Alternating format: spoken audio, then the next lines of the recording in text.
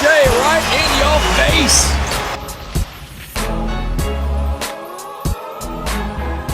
Welcome back to the Faedaway podcast, newly minted partner and member of the Ballislife podcast network, episode number 13. I'm your host, Fadi. Alongside me is my co-host, Zaid. Zaid, how you doing, bro? It was good. That the pho we had just before this was with a good celebration. I'm bloated, man. And I'm bloated. Yeah. I might turn back some of that rare beef. I'm not gonna lie to you. A lot of soup. A lot of soup. Yeah. Made it. I don't know really if anyone's bloated. ever been to like a pho place that only offers sizes large and above. It's the COVID. But we just did, the so. COVID sizes. That's what it is. Yeah, now. the COVID sizes. The COVID sizes. Man, and it feels like winter is just never ending. I think we got some nice weather last week, and then all of a sudden it's like freezing. There was a tornado for like 3 days. The wind, man. The wind was a killer. The wind is what Trash. makes it so cold. But we're excited to announce, I guess, yesterday, Oh, yeah. the partnership with Ballislife. I think it was really dope. Really cool opportunity for us. Hopefully, to give everybody some more exciting, creative content. Yeah, and we were wanting to break that news for time, and we had to wait a little bit, but good things come to those who wait. So we're finally here. And shout out to Ballislife. Shout out to even the people who helped us with everything to do with that partnership behind the scenes. They know who they for are. Sure. Thank you for your help. That was we really appreciated it. It was amazing for us. Absolutely, man. And shout out to Ballislife most importantly for believing in the vision, believing in the fade, believing in the Raptors. Yeah, it's the reason why we're all here, and it's the reason why we're starting off this episode. So let's talk some Raptors. I mean, it's as tough as it gets right now. It's as ugly as it gets. This is like the worst stretch of games since 2017. I think since before Nick Nurse took over as head coach, and with good reason. So let's talk about it. 5-game losing streak. Yeah, tough, and the teams that they lost to are along the likes of a Pistons, Celtics, Hawks, Hornets, Bulls. I'm not gonna lie to you, Celtics, Hawks, Hornets. Those are 3 pretty good teams. Those are tough matches, man. Especially with the team that we have right now. And the Bulls are in a playoff position too, so I don't want to sleep there. I mean, that was definitely a winnable game. Yeah, I thought that outside of the Pistons game that they showed up to play. Pistons and Hornets. Yeah, the Hornets was the Hornets game. After All-Star Weekend, it was just a little bit of a hangover game, and they're still missing a lot of their guys. I mean, you're missing Freddie, OG, and Pascal. And one thing I tweeted last night, and I firmly believe this, is the difference in skill between the top 6 guys and the bottom 6 guys is far too vast to sustain winning. It is, and it sucks that you have your 3 stars yanked from you because of COVID, and it just shows how important a bench is, how important having teammates or people that can kind of step up and take those guys' place on your team. That's so important to have. But the roles that we were asking our bench guys to fill, I think were just too big. Like CB came out the first game against the Hawks, he had 29, he had a great game, and then the next 2 games didn't perform as good as he did. Even then, he's like our best performer off the bench. Exactly. So I think you're asking guys like Bembry, Stanley, Terrence Davis. Yuta got some run. Matt Thomas was in there. You're asking Paul Watson can't get off the court. Yeah, exactly. He's everywhere. You're asking these guys to come in and play starter minutes, impactful minutes. You had Henry Ellenson come in there from a 10-day contract. He got a lot of run. He looked pretty good. He didn't look bad, honestly. I would sign him to another 10-day. I think he earned another 10-day to just feel him out still and see what he can do. He looked a bit nervous at times, which was other times he looked better than Baines. Yeah. He's taking it to the rim. When he drew the first 2 charges in the game against the Hawks, I was like, whoa, Nick Nurse, tough, buddy. Man. That's toughness. That's what you want. So you're asking guys who are not used to take on this huge role to take on such a big role. And you can tell in the way that they've been playing the last 3 games. Kyle Lowry and Norm have been carrying. Norm's 30 plus every other game now. Exactly. And so it's hard when your stars are carrying such a big load, and then when your stars don't, like Norm had a game or 2 where he didn't really perform. He didn't reach 20 points. He didn't perform as efficiently as he would, and it gets tough. Who else is going to be able to score? Who else is going to be able to make plays? So to ask this depleted team to come in here and win games, especially important games, it's going to be tough during the span. So now that we've had about half a season, we got a good sample size under our belts. We know what this team's all about. What do you think about the depth of this team and like what is that going to mean for the team moving forward? Because right now, like I said, after the top 5, 6, it's thin, and there's not a lot of talent, and that's just what it is. Like even on like pick and rolls, like they don't even know where to go. Yeah. And Kyle's throwing the ball where it should go, and they're rolling out to the 3. Like it happened with Utah a couple times, and we're seeing for the first time, I haven't seen this in a while, where Lowry's visibly upset with his team. Yeah. He's visibly frustrated with teammates, and he's kind of yelling at them a little bit, kind of like getting into them. Pick it up. Man, like, what do you got to do for Kyle Lowry to do that? And it just seems like there's low IQ players all over. Because when you think about it, like, Stanley hasn't had time to Stanley is not a developed guy. He's not a Raptors development guy. Yeah. Matt Thomas hasn't really had time to develop with, rookie season, COVID, and I don't know what he did to end up on the bench, but, it hasn't really been that long. Yeah. And then Terrence Davis also COVID after his rookie season. So a lot of the young guys, their growth is stunted. And then a lot of the guys that they brought in just aren't IQ guys. Like Yuta Watanabe he's a nice player, and he did have a lot of good stretches in the beginning, and we were definitely high on him. And I think he still has some good potential, but the problem is he never shoots. Yeah. And when you never shoot, You're defenses sag off you. You're not a threat. It's 5-on-4 every time he comes, so it's even harder.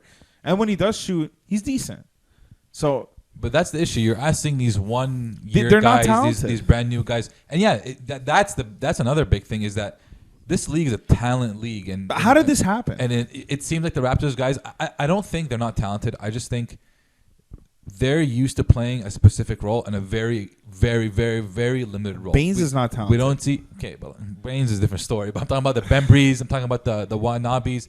Stanley. He's shown flashes of when he could be talented when he hit like 4 threes in the fourth quarter to kind of keep the Raptors afloat. As it gets. So, but you're asking these guys to be maybe not your main guys, but to be valuable contributors. What are you going to do with that? It's going to be impossible for them to contribute. The biggest disappointment to me was the guys that I feel like they didn't take advantage of the opportunity. Like when you bring up a Paul Watson, right? Yeah. Like there were a couple times where Paul Watson would come down the court, try to do too much, turn it over, come back down the court, try to do too much, get a charge. And then as he's turning it over, he's like gingerly jogging back on defense. It's like, bro, you were in the G League for the last year and a half. You finally get your shot. You're getting minutes. You would think that, the effort would be a little bit better. Like Matt Thomas, too. Like, Matt Thomas forgot how to play basketball, I think. He just but when you don't get to play much on the court, it doesn't help you at all. His form is like 5 seconds slower than what it was before he went to the bench. Because right now, a lot of times he's giving up open shots and he wants to pump fake, and it's like, Matt, you're a shooter. Just shoot it. Stop. Just shoot the ball. Just put it up, man. You're here to shoot. That's what I love about Duncan Robinson. Oh yeah. He doesn't pretend. Elite. Yeah. Last night it was like 15 points, 5 for 9 from the field, 5 for 8 from the 3. Yeah, you shoot your shot. Shoot it. That's all you're here for. Just shoot. And I don't understand. Like, it's just low talent. Even when the guys come back, like we saw it all season, when they have to go to the bench, it's tough. But at least when the guys come back, you can still mix it up a bit, and you can comfortably and they did play well for a little stretch too. Yeah. So listen, you asked for the sample size the first half of the season. We still haven't seen a Raptor team fully healthy, firing on all cylinders yet. We haven't seen that at all. We had maybe that one stretch, that 1 week we came in happy. They had the perfect week. I think they're 4-0 that week. That was the one little stretch of consistent great Raptor basketball, and I think OG was out even for a couple of those games. So you still haven't seen a healthy Raptor team, and then if you're going to depend on your bench guys, on your guys at the end of the bench too, like it's going to be a tough stretch. So the biggest thing is, is actually two things. The first fact is that, like you said, nobody took advantage of that opportunity. There was wide open minutes. The guys like Bembries, the guys like the Watsons, the Terrence Davises, you guys were supposed to play really good minutes, and you didn't really come and show up. That was your opportunity. Second thing is, Adam Silver needs to get these protocols and these things in check, because to steal 3 stars from a team, take the top 3 guys from any team, they'll have similar results. Maybe not as bad as the Raptors have had, but you're not going to win games. And that's what's been really killing the Raptors right now. That's what I'm saying. Take the top Fred, top Pascal, 3 guys. OG.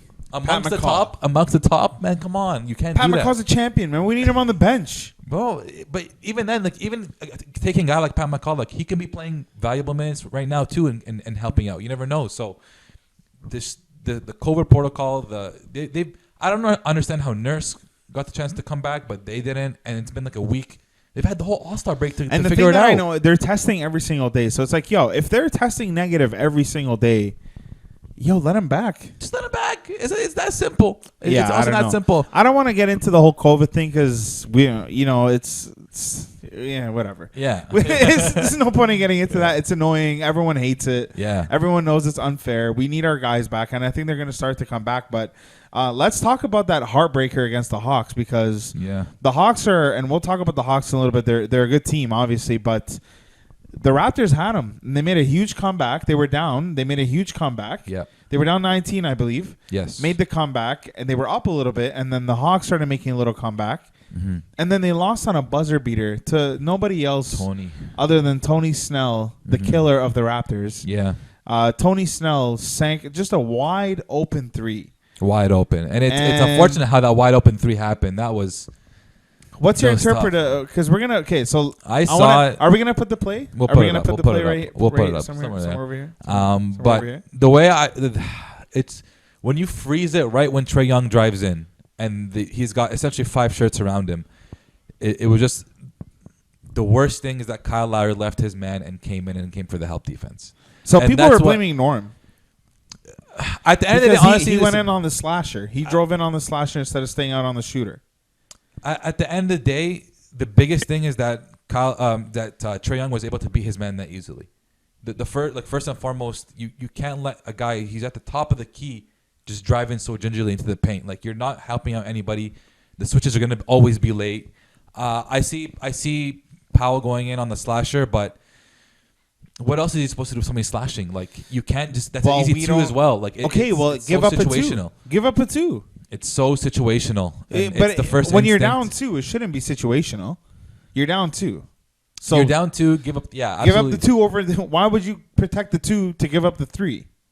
And Lowry, I thought Lowry was just, he went in and he overcommitted on that. Lowry took a huge gamble. I understand that he got beat, but okay, he gets beat. You put up a 2, you got some time left. Yeah. Worst case, you go to overtime. Yeah. Lowry also left on the shooter too. You talking about Norm leaving the corner? That was Lowry's man. That's what I mean. That's exactly what I mean. He overcommitted on the cutter. Yeah. On Trae Young. Yeah. And he left this guy wide open. Yeah. Nobody even contested it. Yeah. It tough, gets tough when you get beat by the ball handler right off the dribble right away. It took the life out of them. You saw them like Norm was standing there, or he had his hands on his knees. He was just frustrated. I think he beats Stanley right off the dribble. He gets Stanley on the switch from Bembry. Yeah. And just easily runs by him, which it's unfortunate, but I just thought that you do a better job of protecting the 3 you're down to. Don't give up a 3, especially a wide open, uncontested 3. The guy was on an island. Yeah. Like, you begged him to make it. There's literally no pressure at that point. It was a tough defensive breakdown. And I think we can go back even further than that. The Raptors made the comeback and were up a considerable margin, and you were up 7 points in the last minute. With 1 minute to go, you were up 7 points and you blew that lead. Man. That's where the IQ comes in. That's where guys who haven't played don't really know where to play. That's where you see your team is depleted, and the Hawks took advantage of it. And hey, they got it done. What can you say about that? Yeah, and the Hawks are getting it done. They're 5-0 now with Nate McMillan, and we talked about this because we talked about Sorry, what was his name? The coach of oh my goodness, sorry, Lloyd Pierce. Lloyd Pierce, yeah. So Lloyd Pierce got fired. Yes, and we talked about hey, he should have been given the season. But I came on here. I was personally of the belief that they were too good to be this. This bad. Yeah. And what does he do? He turns it around 5-0 since joining the team, and they're winning some pretty good games. Mm-hmm. They're moving up in the standings. So shout out to the Hawks, man. Are you sold based on what you saw? Because they got a lot of young talent. A lot of young talent. They look good. I would love to see a healthy Raptors team against them, but I mean, and they took this team to the edge. They had to be a game-winning 3 for them to win. So there's still some work to do for a coach to come in and win 5 straight. Nate McMillan, well done. He's been around the block. That's why when they hired him as the interim, I'm like, well, that's a great hire, just off the bench. He already knows what they're doing. He knows the personnel, and he's been a head coach. He's been a head coach in many places before. So that's a great kind of pickup for them midseason, I guess you can say. And yeah, they're 5-0 right now. They beat the brakes off of the Cleveland Cavaliers yesterday. Held them to 82 points. Yeah. They beat the Kings, who are pretty hot right now. Mm-hmm. They beat the Raptors, the Magic, and the Heat. And the Heat are... The We're going to Heat, talk wow. about that. They held beat the Heat to 80 points. That's really They're well playing done. pretty good defense. Decent defense. Not so bad. They held two teams to under 85 points in 5 games. So that's pretty impressive. And like I said, they beat the Heat. They beat the Kings. They beat the Magic. Cavs are not doing too bad. But are you sold? Because right now they're pretty healthy. They got Gallinari. They got Bogdanovich. They got Trae Young. I think they're missing DeAndre Hunter. But for the most part, their core is what it is. Are you sold on this team? Maybe not. I mean, everything is with the back, like in the back of your mind. You know Brooklyn's going to go to the finals. So let's get that out of our minds. But do you think that they can win in a playoff series? I don't think they're going to be able to win in a playoff series. I think they're going to make the playoffs. It depends who they go up against in the playoffs. They're like, to win a series, your first year in the playoffs is very tough. Like, this experience-wise, and especially if you're a lower seed, I don't see them being a top 5 seed. They got Rondo. Believe. They got Rondo, but I don't see them being a top 5 seed, so they're going to be going up against the elite 3 or 4 in the Eastern Conference, which all have experience. If you really look at them right now, all have playoff experience. So COVID it's a different ball game because of the fans. There's really no home court advantage anymore. That's kind of been gone. So I think they're going to be a playoff team, and we thought they were going to be a playoff team even before the season started. So now it looks like they're performing to their potential, but I don't think they're going to win the playoff series. It depends who they go up against. They're sitting in 8th right now on a 5-game surge, so there are about a game and a half out of like 4th, 5th. It's a tight race. But if the playoffs ended today and they ended up winning the tournament, whatever, they ended up in 8th, they're going up against Philly. Ooh. And in that case, Joel Embiid, they could win that. We'll talk about that in a little bit, but it is tough. It gets tough, and that's the thing about the East is a lot of people think the East is trash because there's a lot like 6 or 7 teams that are 1 game above 500. Yeah, but I'll challenge you on that. I'll say that it's competition. Look at it the other way. Yeah, there's competition that you can lose to any team on any given night. There's no guarantees, and obviously COVID protocols, omit a lot of things. Yeah, but it's high competition on a nightly basis. There's a lot of good young talent in the East, and people are hating. A lot of the stars move to the East when you look at it too, bro. You got 2 that move from the West they're on just one all team. on one team. Yeah, exactly. And then and then pick up Blake too now. So there's a lot of stars in the East. The competition is great in the East, and on, like you said, on any given night, you never know who can win. So speaking of big men and big man issues, the Raptors are now in, and this kind of pissed me off. I'm not gonna lie to you. They're in trade talks or trade rumors. Strong interest, strong likelihood. Strong interest whatever it is. in Tristan Thompson. Oh, really? We had said that before. Tristan, like Chloe, like Chloe's Tristan, Brampton's Tristan. Were we not here? Yeah. Before the season started. Even before during. they picked up Baines. Even during, yeah. Before they picked up Baines. This is the guy. Go get this guy. Get him. And the Celtics picked him up, and I was pissed. I said, this is a good move. Didn't end up working out for them. It didn't work out for them at all. In Boston, man. But I don't think much is working out for Boston right now at all. Yeah. But I said this from day one, and now they're going to come back and say, yeah, we're going to not only pass up on him on free agency, but we're now going to give up pieces to get him. Yeah. Are you kidding? Yeah. Yeah. It's too little, too late. That move doesn't do anything for the Raptors at this point, in my opinion. Ooh, at this point in the season, I think it could still be a plus. You're thinking about the Raptors, I think, too much like in the moment of how they're playing right now. You still have 3 stars missing, so you never know what's going to happen when they come back. You insert a guy like Tristan who is a good defender, a good rim protector. That doesn't make them a top 5 East team, though. No, it doesn't. So what's the point? See, but then you can argue that for any trade. There's no point of any trade at all. No, but when you made the Kawhi trade, you made that trade saying there's a pocket right now. LeBron left. Yeah. If we bring this guy in, we can win. So we're going to give up pieces. We're going to give up our franchise player because we know it's a gamble. Now you're going to give up pieces. You're going to give up to get Tristan Thompson. For what? It's a totally different situation so now. You be 500 for the rest of the season? The Raptors right now, if they obviously probably have championship aspirations, but if you look at it, they want to just stay in the playoffs. You want to stay in the playoff hunt. That's the goal for this season. And based off the way the season has gone, like you make the playoffs, you win a series, that's great. That's amazing if they win a playoff series this year. So I think they're making that push. We know Masai doesn't want to tank. Yeah. He's not that kind of guy. He won't tank for, what is it? There's fade for Cade. There's a whole bunch of Yo, of he killed it in the division or the tournament. Yeah, the Conference tournament. Yeah, conference tournament. 26, 28, something like that. Yeah, so there's no tanking for Masai and the Raptors. So you do what you can to get the team better. Hopefully you don't give up any pieces for the future. So I imagine in a trade it's going to be Lowry, which I don't know if they would want to trade him to Boston. And at this point they're not trading an opponent. Lowry. I think it's too late. And then Norm, do you really want to give up Norm to Boston? Like, you don't want to do that. Where would he go with Tatum and Brown? It wouldn't work. But whatever it may be, though, like Boston might not accept him, but you also don't want to give up a good player to a rival team or a team that you're going to see down the road.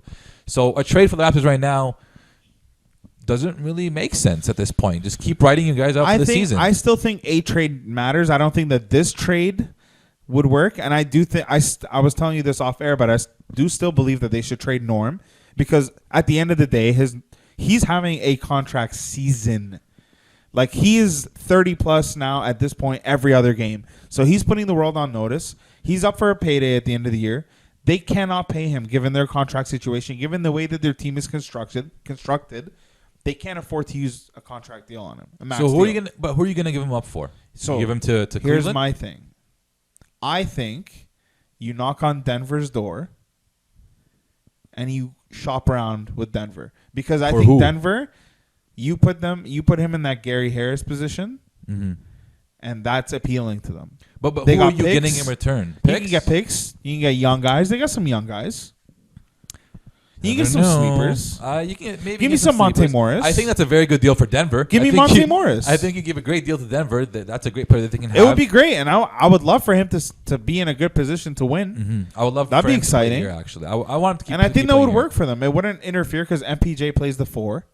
Yeah. So it doesn't interfere. He's a 3. He's a 2-3. 2-3. Yeah. It's definitely a good trade for Denver, but I don't think you're gonna. You're not getting much. Denver. If you're gonna get picks and be able to, I mean, even those picks are gonna be high picks. Not that the Raptors haven't been able to do, they've been able to do just fine with high picks. So their picks could be of value to the Raptors, but like you're not gonna if you're not gonna get picks, then there's no point at all because any player you get in return, any young prospect, like it's like why burn that bridge for a young prospect who might not even pan out. You know what I mean? Yeah. And you still have the ability to convince Norm to stay. Norm is an all-time high right now, and you're going to give him up and it's going to come down to it. You're going to lose him at the end of the year because he's not going to take a pay cut. He's 29. He's trying to get paid. Because at the end of the day, this is his last big deal. He's not going to get another max at 33. We'll see what the market says. We'll see. I assume the cap. I don't think is going to go. He's up not going to get a max, but I think he's going to get like a 15 to 18. He's a 15. He's a 15 guy. He's a 15 mil guy.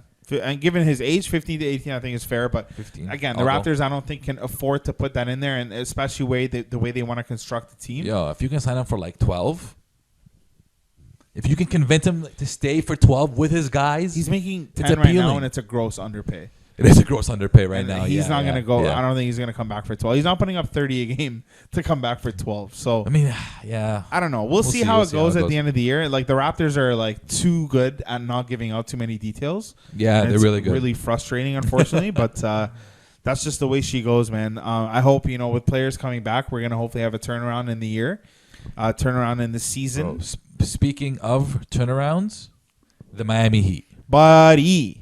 This is a turnaround I want when all the players come back healthy.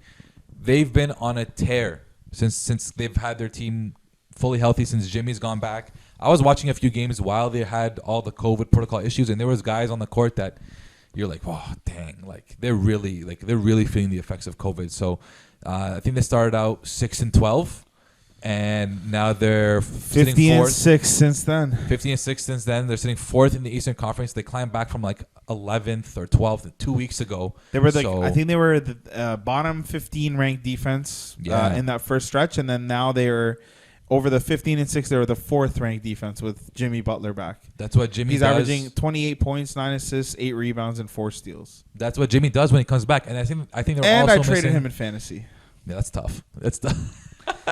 It's tough. Shout out to you, George. I hope you're enjoying it. But that's a turnaround that we need, that the Raptors need, and that's a hell of a turnaround for the Heat to show that. I love how it shows that how important Jimmy is to Miami Heat because he's still kind of like even this year when they went down in the standings very early, everyone's like, "Oh, last year was a fluke. Last year was whatever. They weren't that good. They're frauds. They're frauds. Whatever." I'm like, "Yo, they're missing half their team if you really watch or if you look." Yo, at the it's not games. even half, bro. It's Jimmy. They were missing Jimmy. They were missing like a couple guys. I think Tyler Hero was out for a couple games. Sure, but Duncan Tyler Hero out came again. back. They came back. It was Jimmy. All-world player. What do you want to do, right? And he's a leader of the team emotionally and Can we skill-wise. get into the underrated conversation? Vastly underrated, I think, for sure. Incredible. He wasn't an all-star this year. He missed a lot of games. That's I fine. would love Jimmy but- on the Raptors. Bro, are you serious? Kidding? Are you serious? We had Jimmy on the Raptors. That'd be amazing. That's a team that you want. So shout out to the Heat. The Heat. That's a turnaround that you want to see your team have when you're missing all the guys due to COVID. So Yeah, shout out to absolutely. Aaron Gordon. There's reports that he wants out of Orlando. finally. Hey, you're 4 years too late, pal. Legit. Yo, where you been? You're 4 years too late, bro. He should have been traded or demanded a trade or gotten a Time trade. ago. Time ago. I think he could have been Vooch such a has good... been an all-star for 2 years. He should have been out 2 years ago. Should have been out 2 years ago. Like, it's not really your team. You're talented enough. You've got the build. You've got the skill. Though? I think he can be, man. I Is think he he though? can be. I think you put him in a Miami Heat culture. Can you You imagine? were hyping earlier, saying some Raptor stuff. Kyle Lowry would not allow that. No, he was. No, I didn't say he was coming to the Raptors. Or you said No, we Houston. should consider it. No, I don't think so. Not that Although he I would don't be know. nice, though. I don't think he'll be nice on the Raptors. I He just would don't be think nice. You give him to Miami, bro. I put him on a team With like Bam, Miami. though? Yeah, he'll play They're the the three. same player. Play the three. Jimmy's The three? Jimmy's the two. Yeah, he could play the three. The three? Why not? It's He's a good 4, lineup. man. Yeah, but you can kind of put him on the I three feel like as well. Aaron Gordon can even play the 5 a little bit. No, you can put him on the three. He's like 6'9", man. You can put him at the three. He's a high flyer, 6'9" athletic. at the 3. Athletic. He gets a jump shot. Money.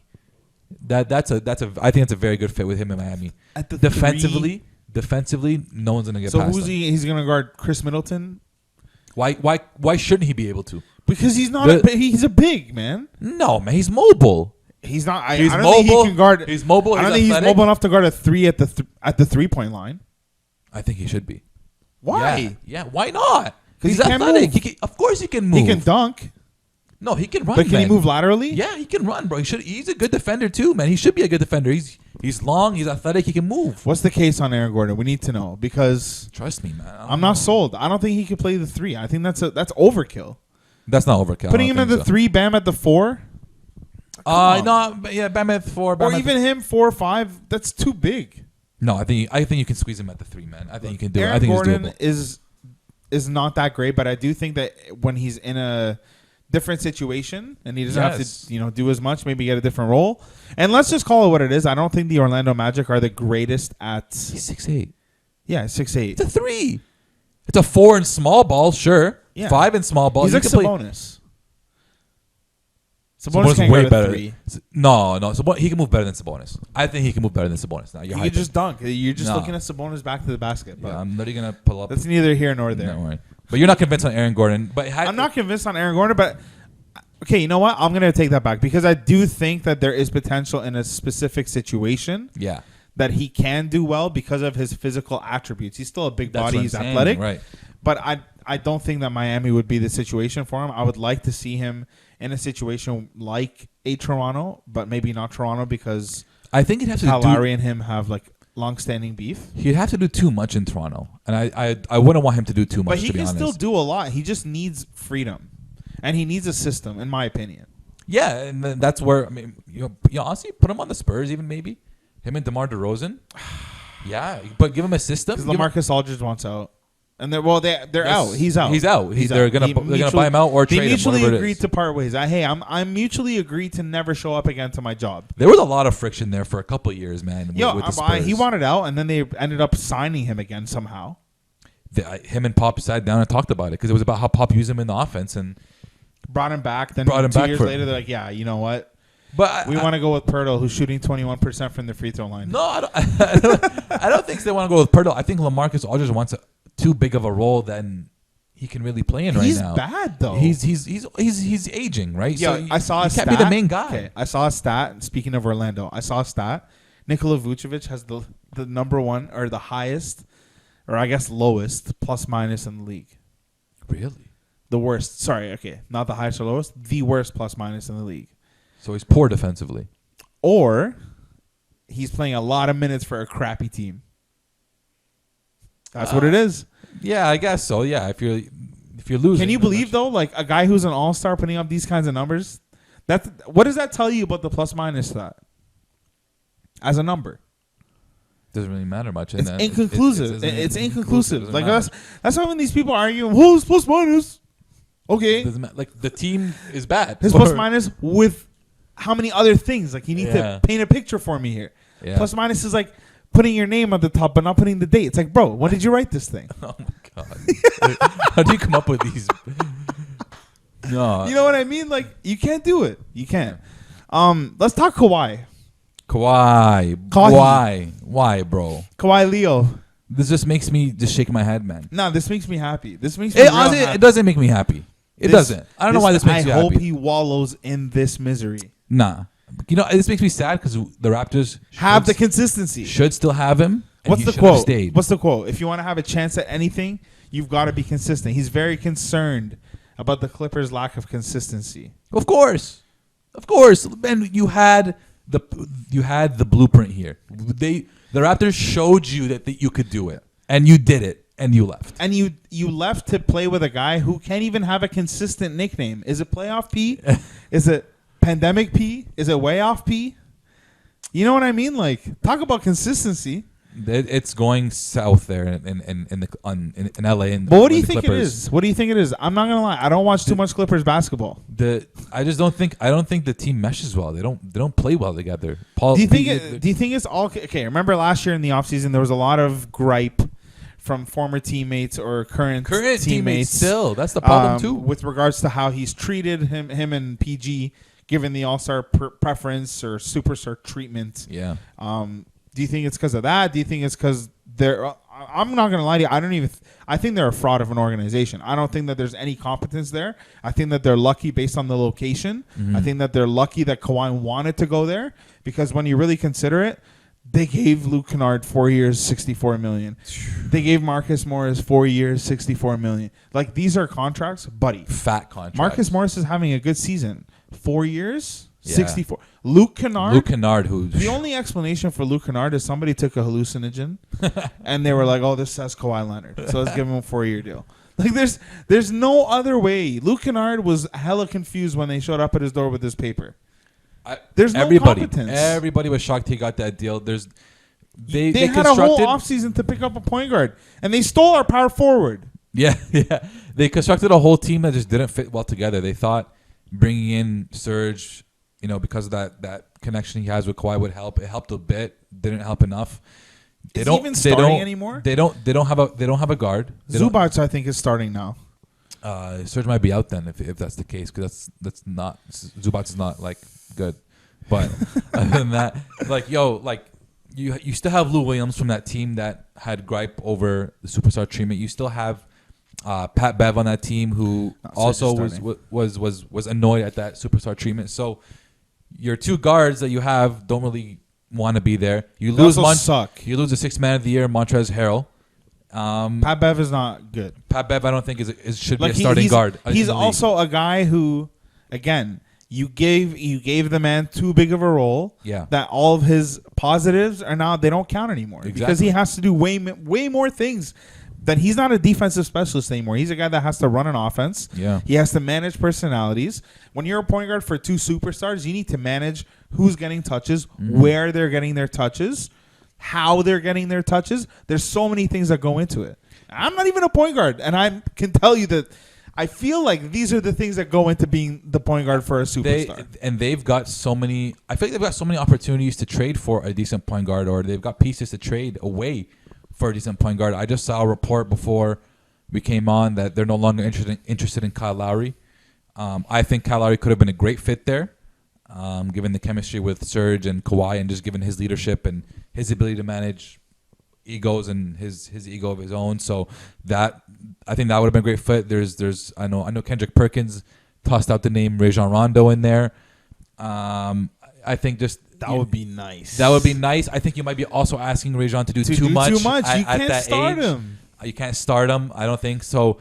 The Clippers have had many chances to make moves. They made all the wrong moves. You let Montrez walk. That's a huge loss for them. Just just hustle and heart on the team. So it just seems like a bunch of good guys on paper or guys that should have fit on paper that aren't fitting. Yep. Coaching concerns. We don't really know what Ty Lue's doing up in there. So you know how I feel about Ty Lue. Exactly. So we don't really know. And Kawhi is clearly concerned. Kawhi, you're happy about it. I'm upset about it. I'm ecstatic about it. He should have stayed. So I'm sad. He definitely should have stayed. Stay. And that's why I'm happy about it. I'm happy that you left and it's not working out for you, bro. I'm happy that you left and you're missing what we had here. What we have here. We have an organization. We have competence. We have consistency. Guys, pieces, development. Whatever you wanted. Speaking of organization, pieces, and development, let's talk about the Philadelphia 76ers. Process. Let's move. Yeah. So first things first, shout out to Joel Embiid. I was very, very happy to hear that there was no structural damage to his knee. He's only out 2 to 3 weeks. He went down pretty rough, and it looked like a torn ACL based on everything that we've seen. And, having an MVP season, first in the East, you don't want to see a guy go down like that. And I was ecstatic to hear that he's coming back in 2 to 3 weeks. So speedy recovery. Speedy recovery to JoJo. But let's talk some Ben Simmons. You want to read the quote that we saw? Because so the Wizards play-by-play, his name is Justin Kutcher, was doing the call for the You think he's Wizards. related to Ashton? Doubt it. But that'd be funny, though. But he's doing the play-by-play call for the Wizards-Sixers game, and he just snapped, saying Ben Simmons is the most overrated player in the NBA. Whatever it is, he always gets all-star nods. He doesn't do much. Whatever it is, he said, and then Ben Simmons took to Twitter and said, "Man, another casual," something along those lines. And Justin Kutcher tweeted from his account, "Yep. I said that Ben Simmons is one of the most overrated players in the NBA, and I stand by it. I didn't say he was bad. I just not as good as a player as everyone makes him out to be. Great defender, potential DPOY, but I think he's made all league all-star teams based on hype. And good night." Okay. He doubled down on it. Okay. There's layers. There's layers to this. There's layers. So where do you stand on this Ben Simmons debacle? I don't think he's the most overrated player in the NBA, but I do think a lot of the credit he gets and a lot of the All-Star nods and All-NBA nods he gets are based off of hype. Only because I look at him and how he plays, great player, great defender. We know that. We know All-NBA, defense. We know he's going to be All-NBA team defense. First team. There's no doubt about that. We know about that. But he honestly is the second best player on the championship contending team, and as far as that goes, I think that's properly rated. For him to always get these all-star nods against maybe guys like Devin Booker, I think I'd rather see Devin Booker than him in an all-star game, just because Devin Booker I think is more skilled, more pure, more scoring, can handle the ball, can't defend as well, but who cares about defense in an all-star game? Yeah, and they've been successful this year. So to see him get constant nods over guys. I mean, a guy like Brandon Ingram, I know they're not playing well. The team is not doing well. Different conferences, though. But I'm just saying, I'm comparing him to these guys, and Ben Simmons will always still get the nod, even if Brandon Ingram was in the East. So maybe and over guys like Jason Tatum, I think Tatum was an all-star. I think people would argue that Ben Simmons is better than Tatum, and I would not be for that argument. I think Tatum is far better player than Ben Simmons. So to say he's the most overrated player in the NBA, I disagree. But I do think a lot of the things he gets are of hype. Yeah, I think that this Kutcher, Slutcher, whatever his name is, bro, he's salty. He's real salty. Mad. Well, who's the play-by-play? Wizards? Okay. Yeah. Okay, well, they're not winning games. Mm-hmm. He's salty. I don't think that you can tell me that a guy is a defensive player of the year candidate, all defensive first team, and then tell me in the same breath that he gets selected for all-star games by hype. In case you didn't know, Ashton Kutcher. I didn't say by. Oh, you're saying what he said. No, what he said. Okay, yeah. Thank God. In case you didn't know, Ashton Kutcher. There's two sides to a basketball game. Mm-hmm. There's offense, and there's defense. Mm-hmm. And this guy is really good at defense. Yeah. Really good. And then on offense, he's putting up 16, 8, and 8. 58% from them. He's not putting up 20, but he's getting you 8 points, 8 assists. Yeah. 58% from the free throw. Oh, well, 8 points, 8 assists. When's that going to get you an all-star nod? When you're exciting, when you sell tickets And when you run up the court and dunk and tomahawk dunk in everyone's face, and you're winning games, and you're defensive player of the year, and you're all defense, and you're putting up 8 and 8 with 60 points, you're going to be an all-star. And let's look at it this way. Who in the East as a guard should have been taken over him? Because I don't even think that if we thought that Fred VanVleet should have been an all-star, I would not tell you that Fred should be in there over Ben Simmons. I wouldn't either. Yeah. And So- and I think that's what he alludes to is that excitement, that hype, the ability to sell tickets, the ability to just be athletic and run up and down the court and be able to just have powerful dunks and flex on people. That's what helps you get all-star nods based off of hype. We see it with Zion. Zion is having a great season, by the way. For him to start in an all-star game his second year, there's a lot of hype in there, right? So I think that's what That's he hype. might that's hype. And that's NBA like That's pushing. NBA pushing hype. But I think that's the hype he's alluding to. But he just went too far. Like he was yelling and going crazy. They were getting slapped by 25 points, 26 points. Like I get it, bro. Like it's been a tough season for you guys. You're upset, but to go as far as most overrated player in the NBA, like Buddy, so Rudy awesome. Gobert was an all-star. Yeah. And you're upset about Ben Simmons, man? Come on, bro. Leave the guy alone. There's worse guys, I guess you could say, that were all stars. For sure. But I think that's about everything that we wanted to talk about today. Once again, this episode was brought to you by our new partnership with I was gonna say it. Predecessor. Don't say it. Don't say it. With Ballislife Podcast Network. So shout out to Ballislife again for believing in the vision, believing in Toronto, believing in Canada.